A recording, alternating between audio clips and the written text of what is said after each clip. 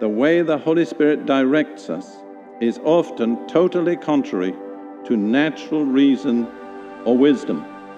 Paul states this paradox very clearly in 1 Corinthians chapter 2, verses 12 through 14. Now we have received not the spirit of the world, but the Spirit who is from God, that we might know the things freely given to us to God. Notice there are two sources of spirits, one from God, one from this present world order.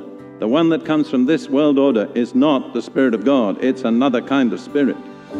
Paul goes on, which things we also speak, not in words taught by human wisdom, but in those taught by the Spirit, combining spiritual thoughts with spiritual words. So the wisdom that comes by the Holy Spirit is not couched in the language of human wisdom. I have to confess, I sometimes get nervous when I hear a preacher extensively quoting and using the language of such disciplines as psychiatry or psychology. They are all right in their place, but they are not the words that God uses to release divine wisdom. Paul goes on to say, but a natural man, a man who's limited to his own natural understanding without the Holy Spirit, does not accept the things of the Spirit of God, for they are foolishness to him, and he cannot understand them because they are spiritually appraised. So while we are merely in our own natural reasoning and understanding, no matter how highly educated or sophisticated or cultivated we may be, we cannot receive the things of the Spirit of God. In fact, they are foolishness to us. That doesn't mean they're foolish, but it means they seem foolish to us. You see, God is not impressed by the wisdom of this world. Listen to what Paul says in 1 Corinthians 1, 18 through 20.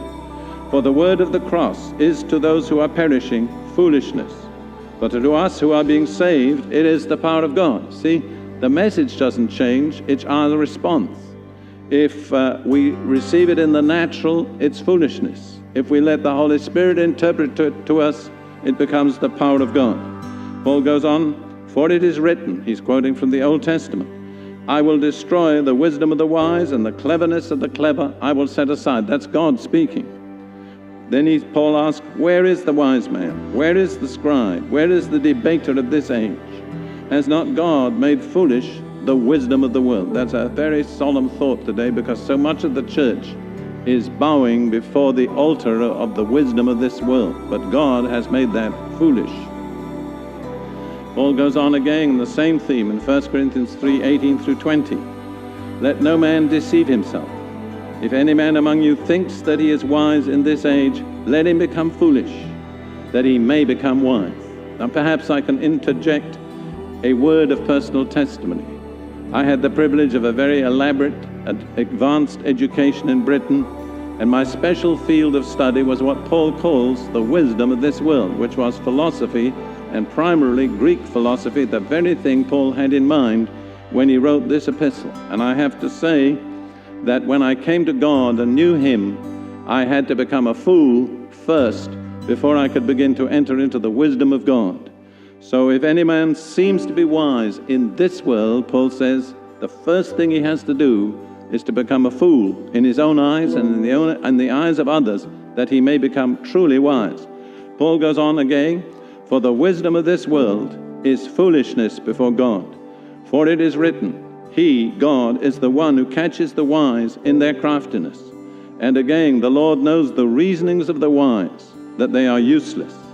And then Paul kind of sums all this up with one hammer blow in 1 Corinthians 8, verse 2, where he says, if anyone supposes that he knows anything, he has not yet known as he ought to know. Paul says the kind of natural knowledge you have does not fit in with God's revelation.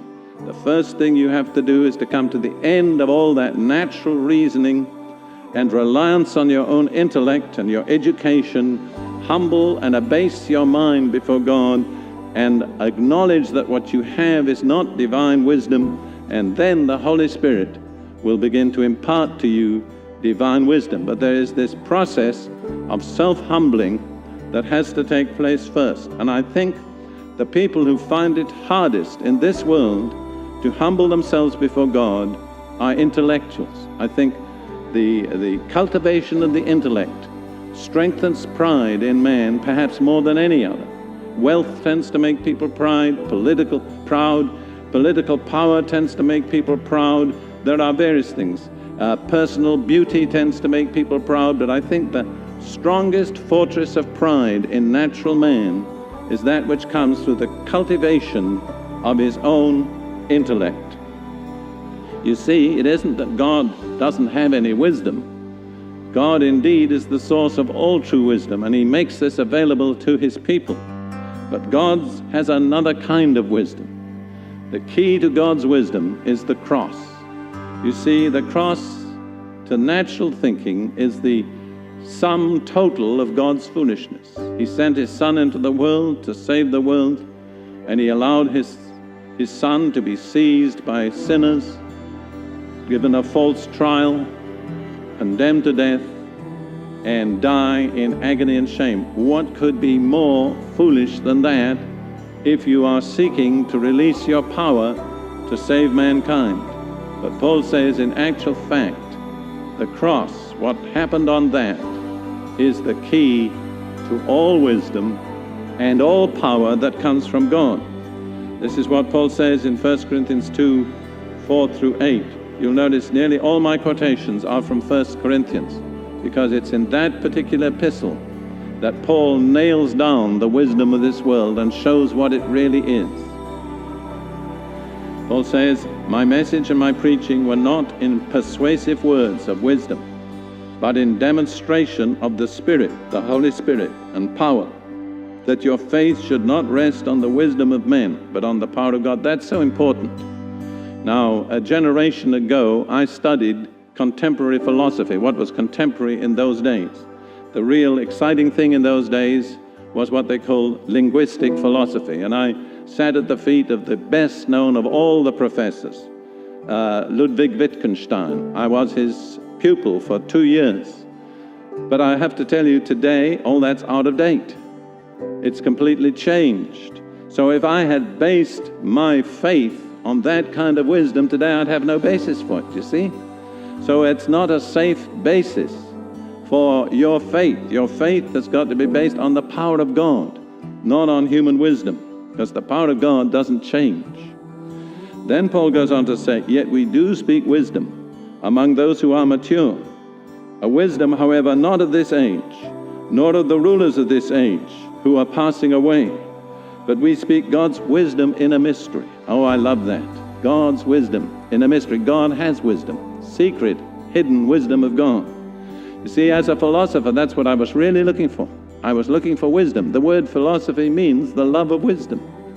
And I was searching and searching for it, but I was frustrated. I couldn't find it. But then one day, by God's grace and mercy, I came to the place where the door opens to God's secret, hidden wisdom.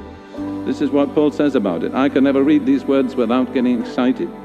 We speak God's wisdom in a mystery, the hidden wisdom, which God predestined before the ages to our glory.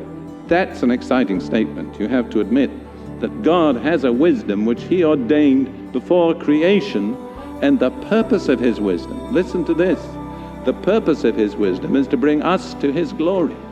That's an astonishing statement. No human mind could ever have worked out a system like that. It has to be from God. And then Paul goes on about this wisdom, the wisdom which none of the rulers of this age has understood. For if they had understood it, they would not have crucified the Lord of glory. You see, the door to this secret hidden wisdom is the cross. To the natural man, Paul says, the word of the cross is foolishness. Oh, I can remember how foolish it seemed to me when I first heard it. Everything in me revolted against it. What a horrible picture. A naked man dying in agony on a cross. How could God be behind such a scene as that?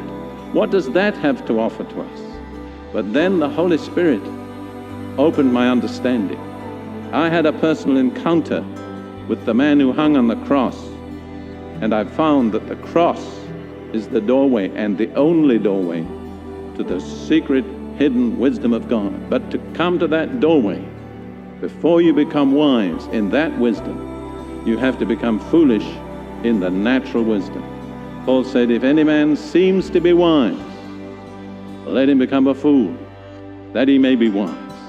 I know very, very well from personal experience how true that is. I know what that's like because I had cultivated my intellect intensively, and I had to lay all of that down to find the wisdom that comes through the cross.